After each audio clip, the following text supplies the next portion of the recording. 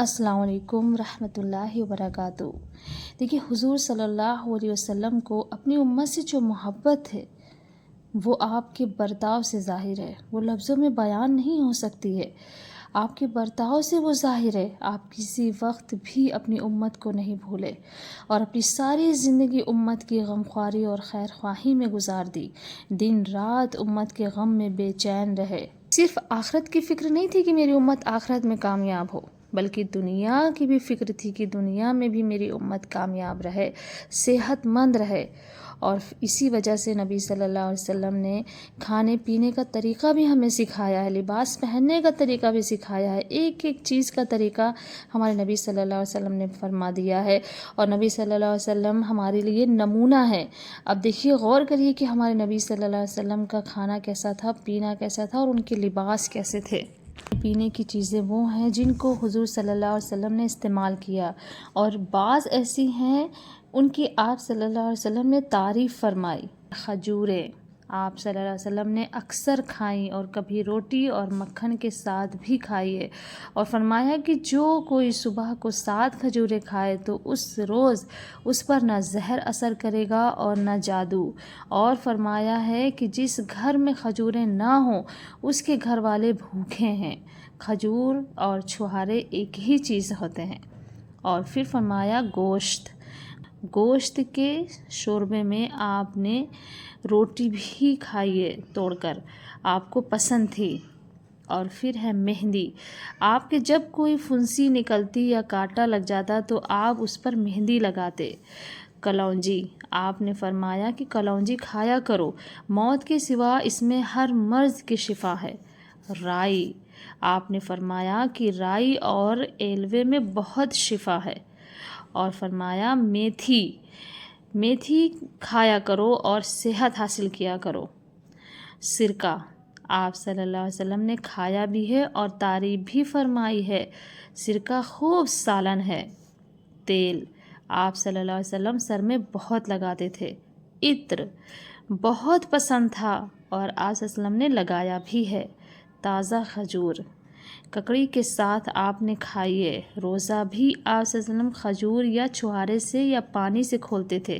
خوشبودار پھول آپ صلی اللہ علیہ وسلم نے فرمایا ہے کہ اگر کسی کو پھول یا کوئی خوشبو دی جائے تو قبول کریں، کیونکہ اس میں سلوک کا بوجھ بھی کم ہے اور اچھی خوشبو ہے۔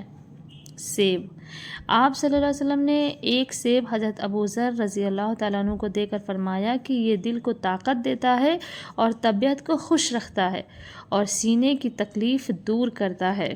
مچھلی کا گوشت بھی آپ صلی اللہ علیہ وسلم نے کھایا ہے۔ چقندر حضرت علی رضی اللہ تعالیٰ عنہ کچھ کمزور ہو گئے تو آپ صلی اللہ علیہ وسلم نے ان کے مزاج کو دیکھ کر فرمایا کہ چقندر کھاؤ۔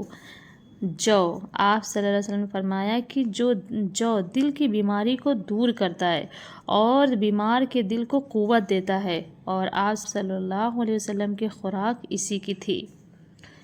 بھنا ہوا گوشت آپ صلی اللہ علیہ وسلم نے کھایا ہے۔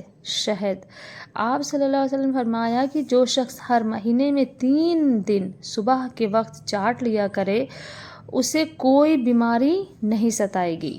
عجوا مدینہ شریف کی کھجوروں میں سے ایک خاص کھجور ہے۔ آپ صلی اللہ علیہ وسلم نے فرمایا کہ عجوا جنت سے ہے اور وہ زہر کے اثر کو دور کرتی ہے۔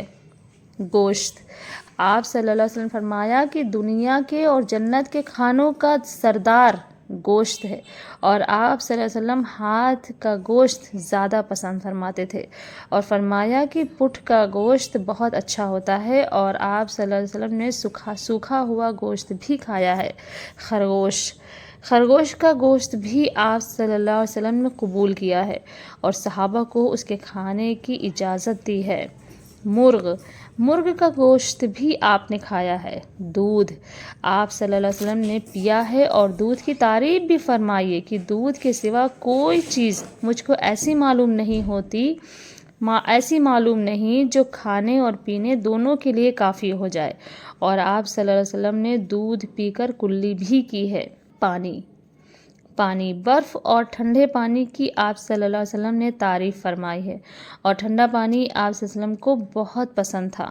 آب زمزم آب زمزم کی تعریف میں فرمایا ہے کہ زمزم کا پانی جس نیت سے پیا جائے وہ نیت پوری ہوگی۔ صحت کی نیت سے پیو تو صحت ہوگی۔ مشک، آپ صلی اللہ علیہ وسلم نے فرمایا ہے کہ سب خوشبوؤں میں پاکیزہ خوشبو مشک کی ہے، اور آپ صلی اللہ علیہ وسلم نے لگایا بھی ہے۔ نمک، آپ صلی اللہ علیہ وسلم نے فرمایا کہ تمہارے کھانے کی چیزوں میں سردار نمک ہے۔ بیر، آپ صلی اللہ علیہ وسلم نے فرمایا کہ حضرت آدم علیہ السلام جب زمین پر آئے تو سب سے پہلے بیر کھایا تھا۔